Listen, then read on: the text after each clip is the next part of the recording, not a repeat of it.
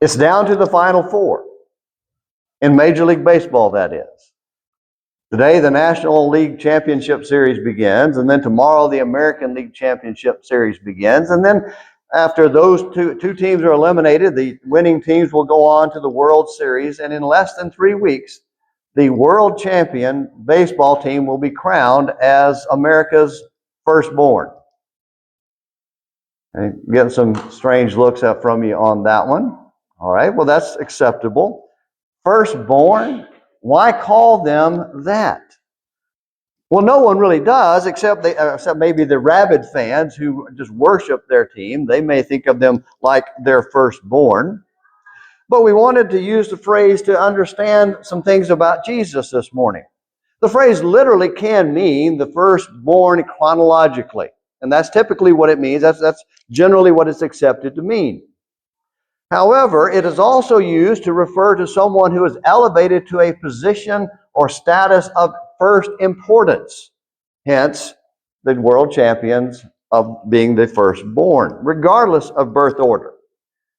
And typically, though, we use it of a person rather than a large organization like a baseball team. And if we were to think about it from the standpoint of firstborn chronologically, actually, the Atlanta Braves are the oldest baseball, continually playing baseball team. It started out in Boston in the 1800s. And so they would be the firstborn chronologically. But whoever wins the championship this year, and it's not going to be the Braves, I don't even know who's in it. Sorry about that for you baseball fans. But it's probably not the Braves. But whoever wins will be the firstborn in position of status and elevated above all the others. And again, we don't talk about it typically in reference to a group of people. We think of it in terms of an individual. Except in Exodus chapter 4 and verse 22, God said this about a nation of people. Israel is my son, my firstborn. So God uses it in reference to a group of people, not just individual persons. And so we think of it in those terms. We can see why we could use it of the baseball championship or champions. But we're not here to talk about baseball. And really the sermon this morning isn't about the nation of Israel as God's firstborn, but rather it's about the supremacy of Jesus as firstborn over all creation, above all creation, as seen in the use of the word here in Colossians chapter 1, verse 15. Appreciate Kevin's reading of the text, and we're going to read it again to look at this idea here and have a few thoughts this morning.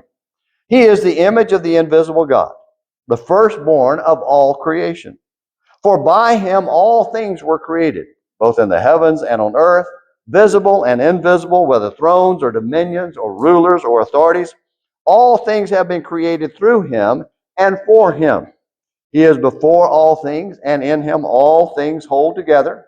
He is also the head of the body, the church, and he is the beginning, the firstborn from the dead, so that he himself will come to have first place in everything.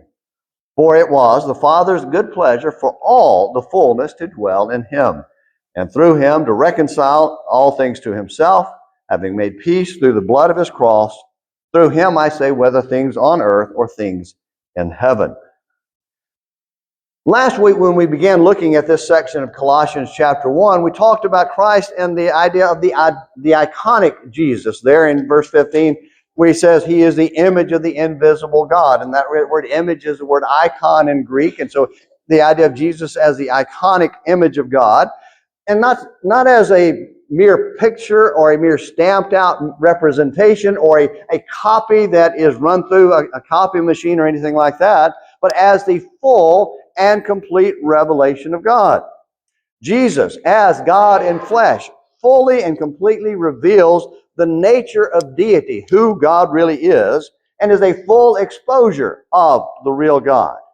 And that's why the text tells us God was pleased for all the fullness of the deity to dwell in him, in the body of Jesus of Nazareth.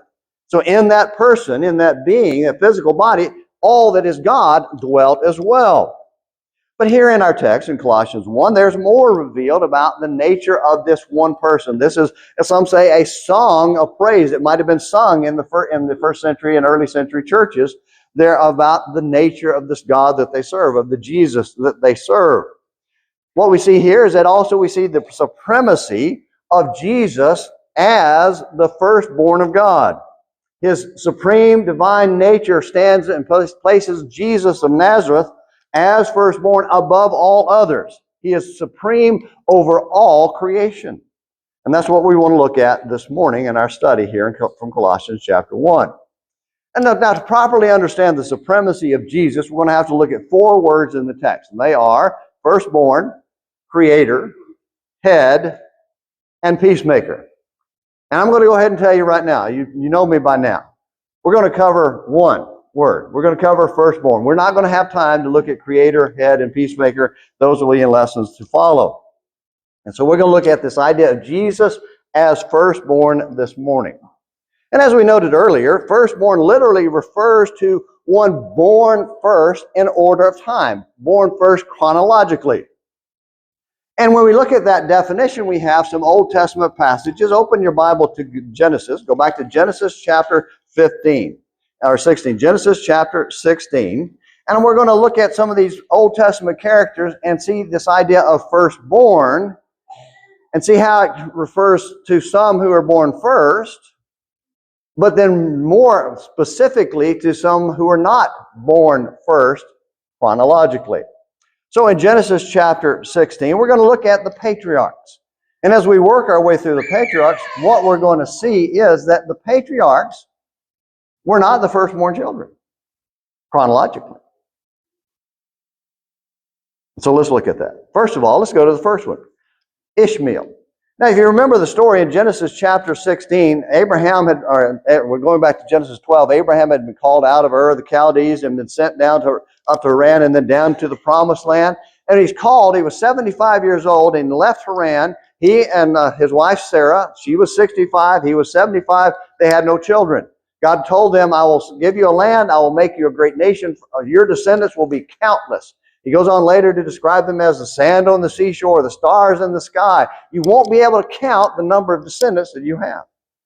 But at that time, in their old age, they had no children. And so about 15 years into that, after that promise, so this would be about 12 years, when Abraham was about 87, Sarah looking at herself at 77 and saying, it ain't happening. It's not going to happen through me. So I'm going to give Abraham my servant, Hagar, and she will have this promised child, and through him, Abraham will have all these descendants. And so she does, and Abraham goes into Hagar, and Hagar has a son. And we read about him in chapter 16, verse 15. So Hagar, verse 15, so Hagar bore Abram a son, and Abram called the name of his son, whom Hagar bore, Ishmael. Chronologically, this was Abraham's firstborn. He was Abraham's first child, but with respect to time. Well, we know, though, that Isaac becomes the child of promise, and Isaac has 2 children, and they are twins, and these twins then are going to be chosen. They have a firstborn son who is Esau. Go to Genesis chapter 25, all the way to chapter 25. And in verse 25, and just get a little bit of the background. Remember, Rebekah had become Isaac's wife. She had no children, and they'd been married for some time, 20 years, and they had no children. And then Isaac begins to pray. Verse 21 let's read it 21, beginning of verse 21 of chapter 25. Verse 21 says, Isaac prayed to the Lord on behalf of his wife because she was barren. And the Lord answered him, and Rebekah, his wife, conceived. But the children struggled together within her, and she said, if it is so, why then am I this way? So she went to inquire of the Lord, and the Lord said to her, 2 nations are in your womb, and 2 peoples will be separated from your body. And he goes on to talk about that. Then in verse 25, he says, now the first came forth red, all over like a hairy garment. They named him Esau. And so she has these twins, and they're born. Esau is born first. And he's described as being red and hairy. These are not identical twins. They are very different in appearance and in personality. But the firstborn is Esau, chronologically. Well, we know that Jacob becomes the heir of the covenant. And so Jacob has 12 sons. And his firstborn son, if you look over to chapter 29, is Reuben. Look at chapter 29, there where after Leah becomes pregnant. And in verse 31, now the Lord saw that Leah was unloved. This is Genesis 29, verse 31. Now the Lord saw that Leah was unloved, and he opened her womb, but Rachel was barren. Leah conceived and bore a son and named him Reuben. For she said, because the Lord has seen my affliction, surely now my husband will love me. And so what we see here is that her firstborn, his firstborn, Jacob's firstborn. Jacob is the heir of the promise. His firstborn son is Reuben. And you would think that Reuben would be the heir of the promise. But as we're going to see later on, that is not the case. So this continues. Then you have Reuben. Now 2,000 years later, flip over to the New Testament, we have a son who is born first, chronologically, who is also the firstborn son spiritually. Turn over, if you will, to Luke chapter 2.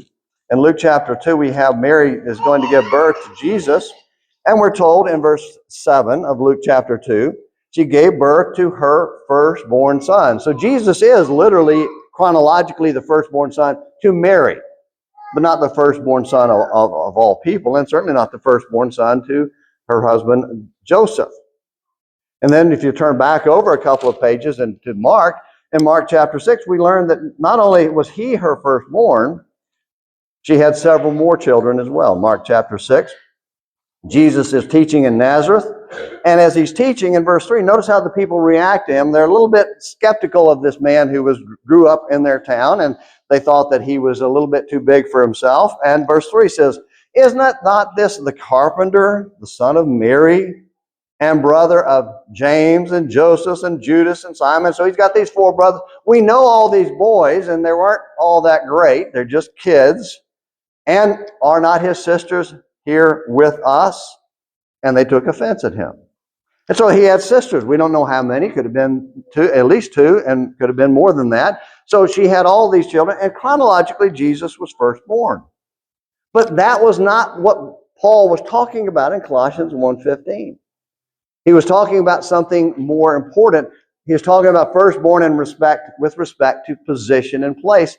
And we see that by going back to Genesis again. Go back to Genesis and let's see how God, working through the sons of promise, through his promises beginning with Abraham, bringing about the son of covenant promise, who were not, any of them, the firstborn son chronologically. And it's important to see this. Firstborn means first in importance and in status. So we go back to Genesis. This time go back to chapter 17. In Genesis chapter 17, and I want to read verses 15 through 21. I think it's worth taking a little bit of time to look at this text, because after Abraham has Ishmael through Hagar, so he is basically raising this boy Ishmael to be his heir, to be his firstborn son. This is it. This is the firstborn. This is going to be my heir. This is going to be the one who's going to get everything. He's going to receive all these promises from God. Except that wasn't God's plan. Genesis chapter 17, beginning in verse 15. Then God said to Abraham, he changed his name, as for Sarai, your wife, you shall not call her name Sarai, but Sarah shall be her name. I will bless her. And remember, she's 90 years old and has never had a child. I will bless her, and indeed I will give you a son by her. Then I will bless her, and she shall be a mother of nations. Kings of people will come from her. Then Abraham fell on his face and laughed and said in his heart, will the child be born to a man 100 years old? And will Sarah, who is 90 years old, bear a child? He's like, this is amazing. But then notice what he says in verse 18. He's still connected to his chronological firstborn child. And Abraham said to God, oh, that Ishmael might live before you. And God said, no. But Sarah, your wife, will bear you a son, and you shall call his name Isaac. And I will establish my covenant with him for an everlasting covenant for his descendants after him. So we see, beginning here with a son of Abraham, the sons of Abraham, the one who becomes the heir, the one who becomes one of the patriarchs through whom the promises are going to be fulfilled, is the second child, not the first one, not the first one chronologically. So the supremacy of being firstborn refers to a position or status according to God's will. So we see that with Isaac. Isaac becomes the firstborn son by virtue of status. Even though he said he wanted his son Ishmael to be first, God said no. Now, we look on in Genesis chapter 22. Look over in chapter 22 and verse 2. I want you to notice what God said there. And this is when God told Abraham to go and sacrifice this son of promise. And I want you to notice how he refers to the son of promise. Even though he's not firstborn literally, chronologically, he is firstborn with respect to his position in God's heart and in God's plan. Verse 2, he said, that is God, take now your son, your only son. Well, wait a minute, I thought he had an Ishmael.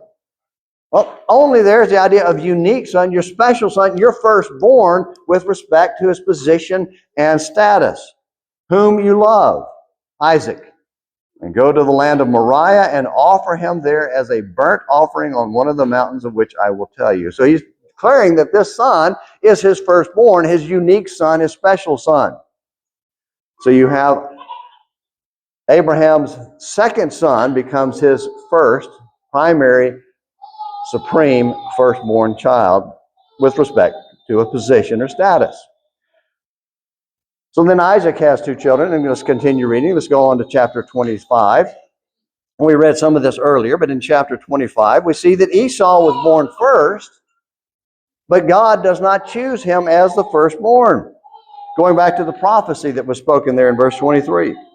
The Lord said to her, 2 nations are in your womb, and 2 peoples will be separated from your body, and one people shall be stronger than the other, and the older, or the firstborn, shall serve the younger, who will be the firstborn.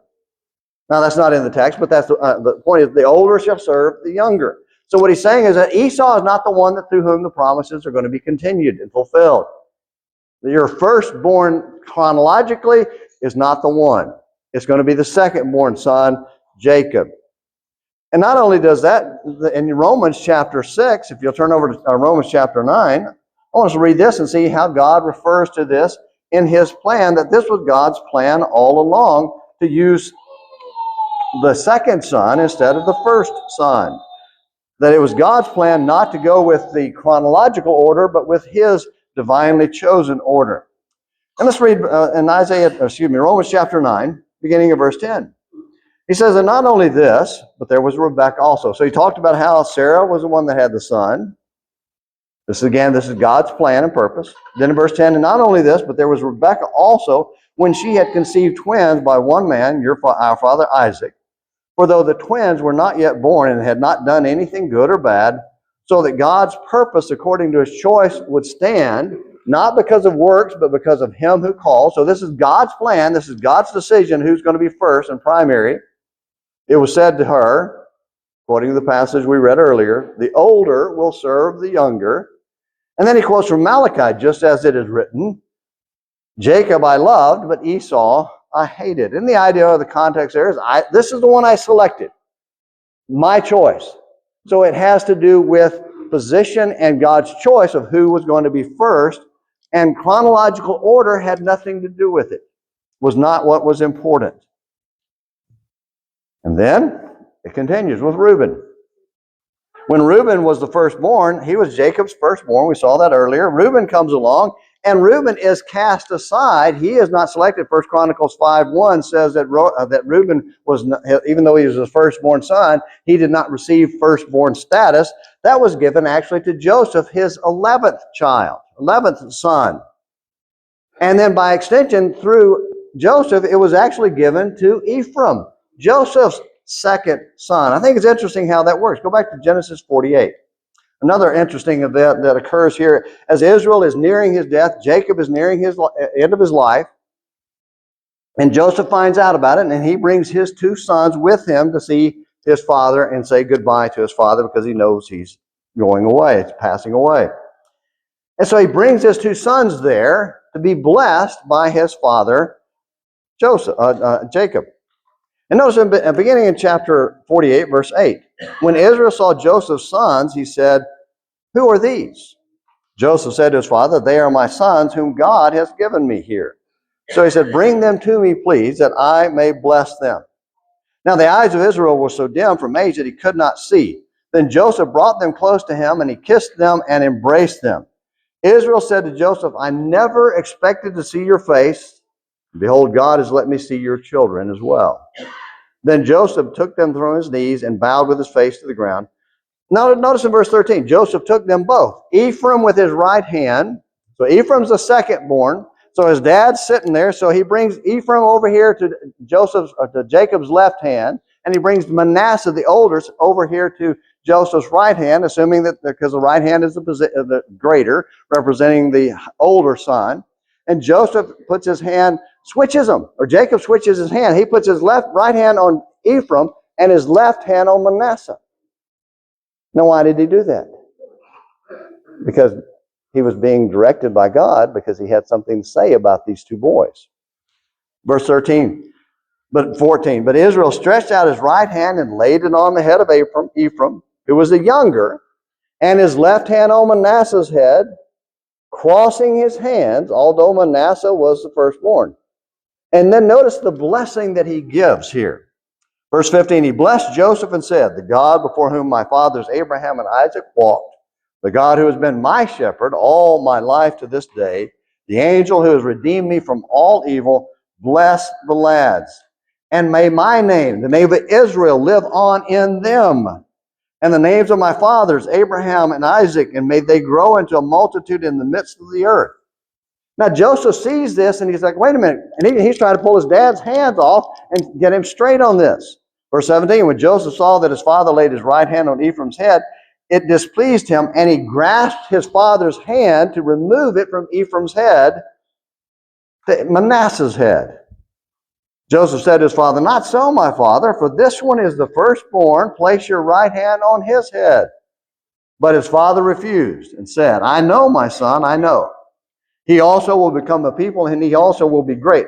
However, his younger brother shall be greater than he, and his descendants shall become a multitude of nations. And that is a phrase that appears over and over throughout the Bible, Old Testament and New Testament.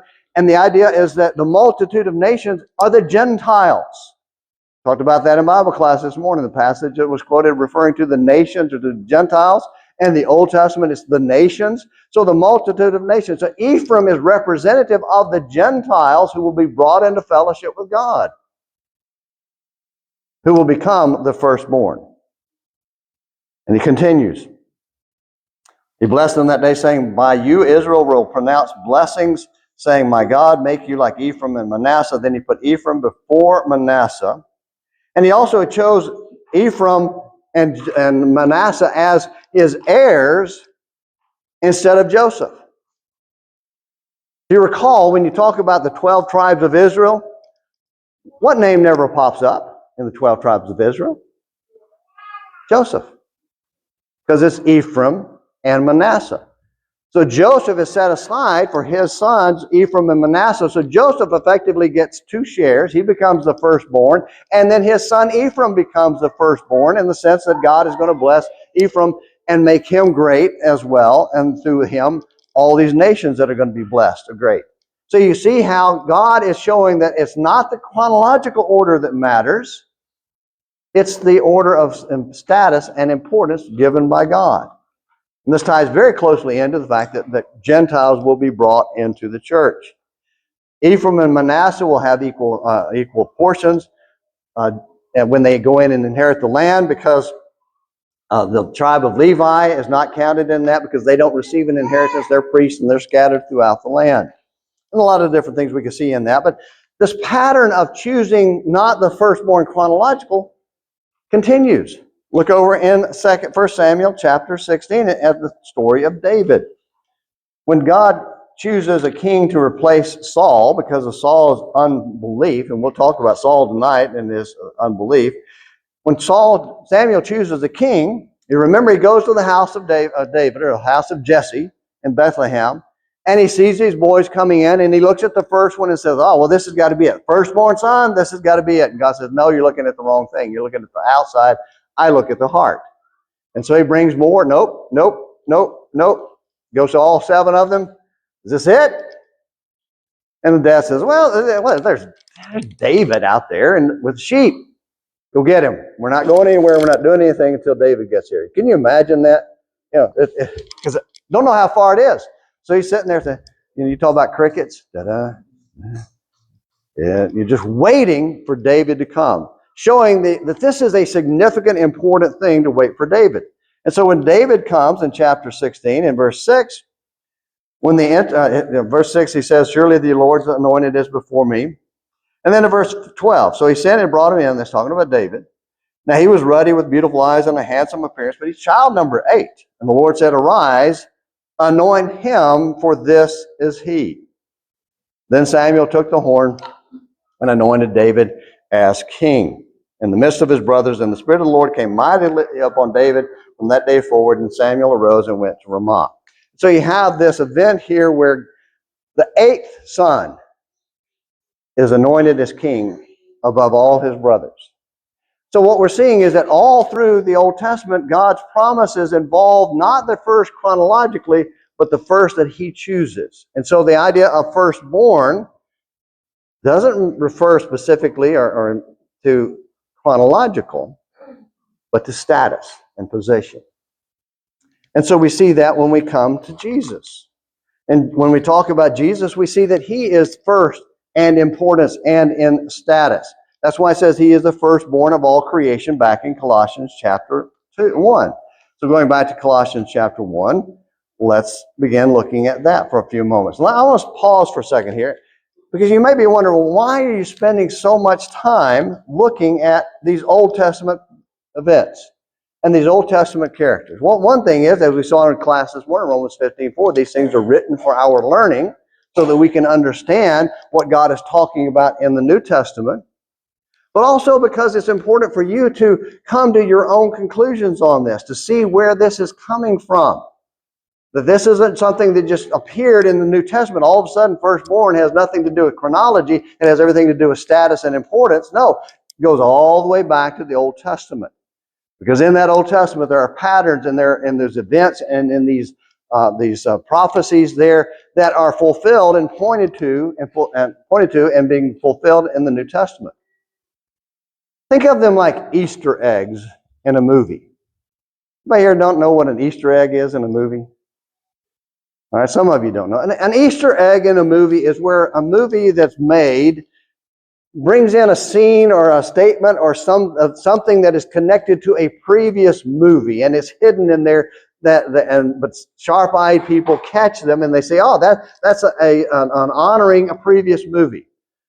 For instance, anybody here never seen or heard of Indiana Jones and Raiders of the Lost Ark?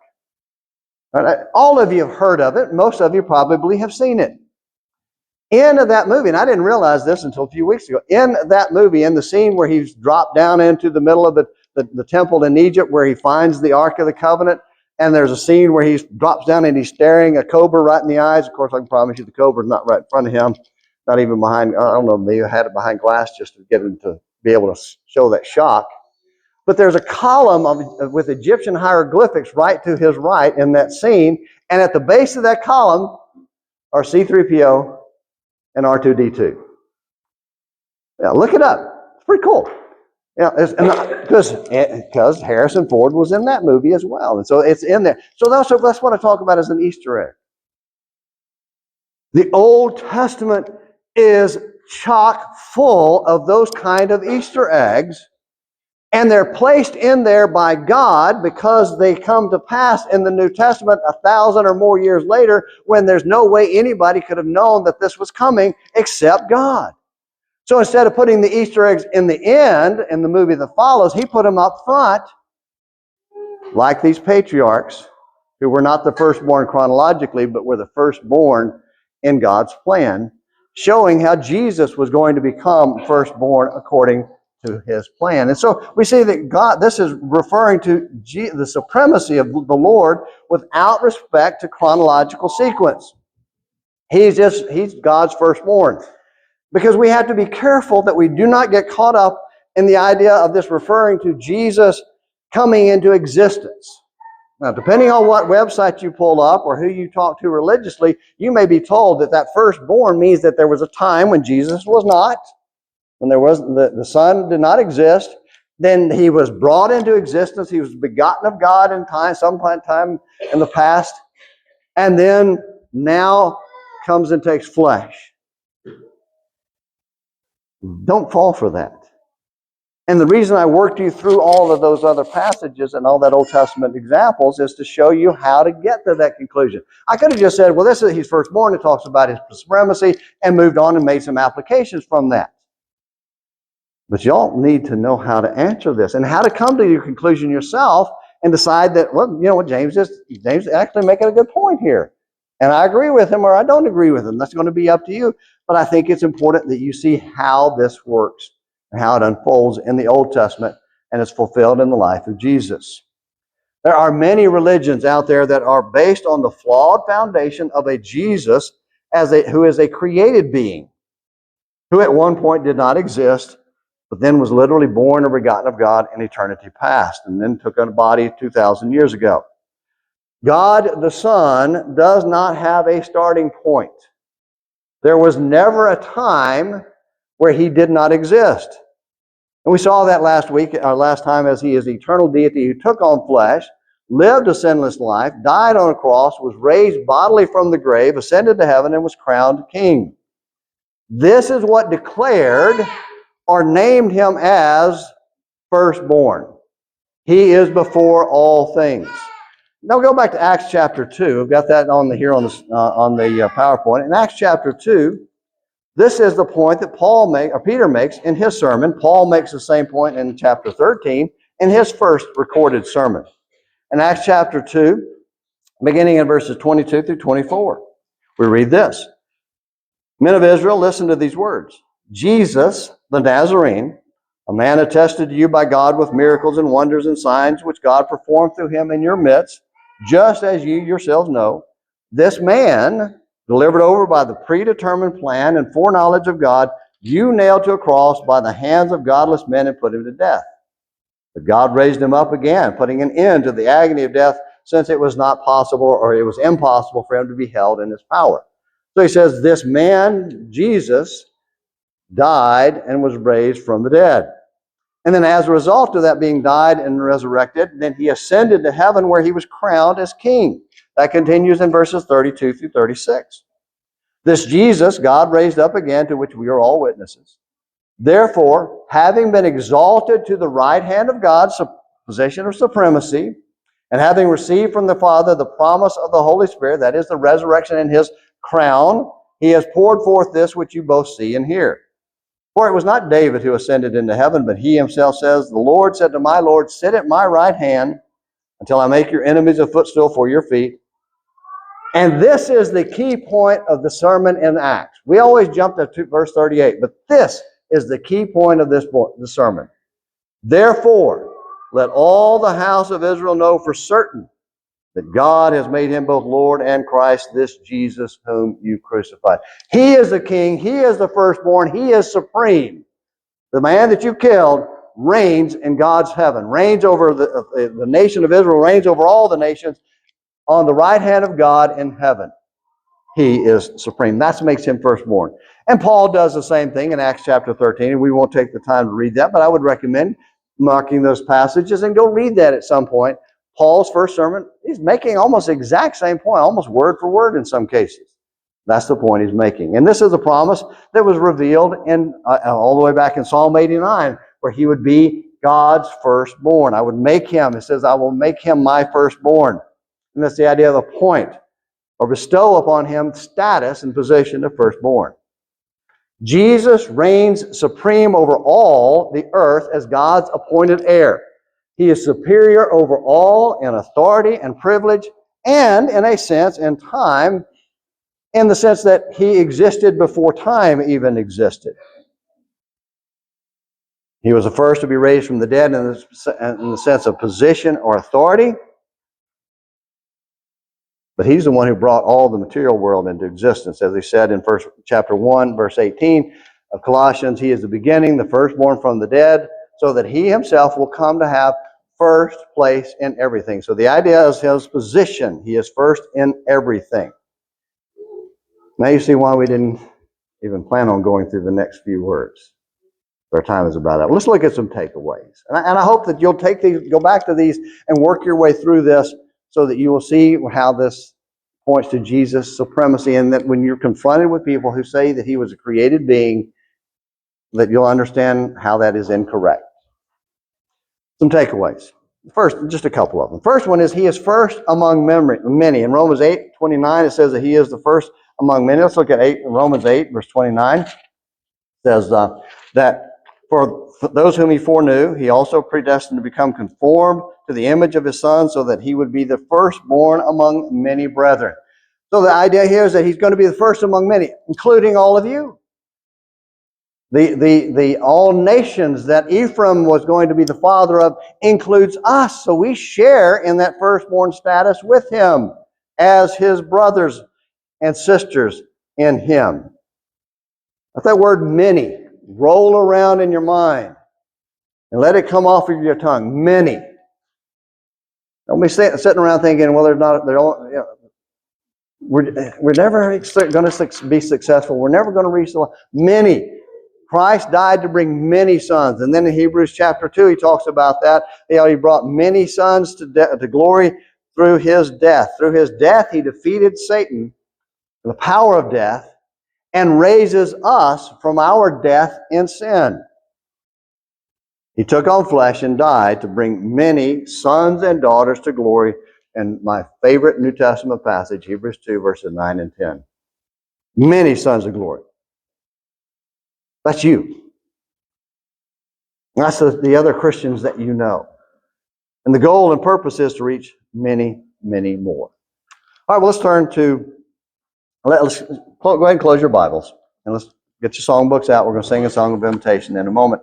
And as we're doing that, we're going to be addressing this question. And we're going to take just a couple of minutes on this. I don't want to just rush through this. Is Jesus first in you? Now, if you've never been baptized into Christ, you may be one of the best people I'll ever meet. You're not a Christian. You're not in Christ. So he's not first. Because you refuse to do what he told you to do. Now, you got to begin with believing that he is the Son of God. Believe that? All right, that's great. The angels, the demons do as well. Are you willing to take the next step? And that is to accept the fact that you're a sinner and repent of that sin and lay it at the feet of God to take away. Are you willing to do that? Because that's what it takes. And then you need to confess that you believe that and that you're willing to surrender yourself to him before these brethren and then be baptized in water so that your sins can be washed away by his blood. Then Jesus is first in you. But it doesn't stop there, does it? It keeps going, doesn't it? Because every day, as we talk about in the article in the bulletin today, the dominion of sin. Sin wants to defeat you, and you have to fight it all the time.